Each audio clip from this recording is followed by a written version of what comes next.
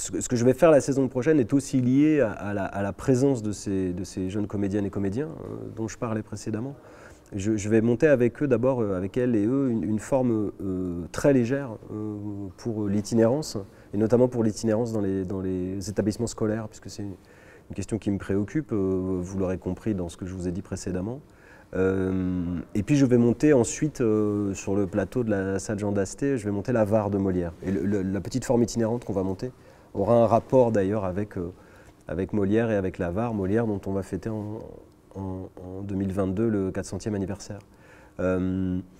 C'est un auteur qui est très important pour moi. Je suis heureux de démarrer mon travail à Saint-Étienne avec cet auteur et avec la VAR, parce que c'est la dernière pièce que Jean d'Asté a jouée à la Comédie de Saint-Étienne. Et il l'a jouée il y a, je crois, exactement 50 ans. C'était déjà un anniversaire par rapport à Molière au moment où il l'a fait. D'Asté a monté 17 pièces de Molière dans son passage à Saint-Étienne. Je ne vais pas essayer de lui jeter le gant et de battre le record du tout, mais moi j'ai le sentiment que c'est très important de continuer à travailler la mémoire de ce qui nous fonde.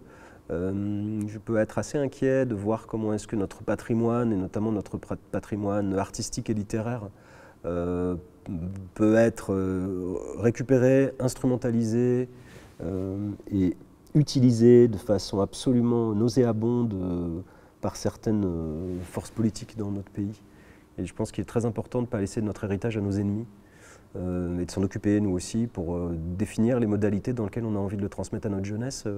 Molière, c'est un auteur très important dans l'histoire républicaine, pour des raisons qu'il faudrait démêler, qui sont complexes, mais c'est l'auteur que l'école a trouvé bon, l'école laïque, gratuite et obligatoire, c'est l'auteur qu'elle a jugé bon de transmettre à la jeunesse de ce pays. Je pense que c'est une bonne idée, il faudrait expliquer pourquoi, mais ça nous emmènerait un peu loin, mais je pense que c'est une bonne idée. C'est un auteur important, c'est un auteur émancipateur, c'est un auteur qui porte en lui des forces de joie d'abord, ce qui n'est pas rien, et puis aussi des forces d'émancipation, et je crois qu'il faut absolument que les forces de progrès de notre pays continuent à le revendiquer pour ne pas le laisser à ceux qui en feraient des usages suspects.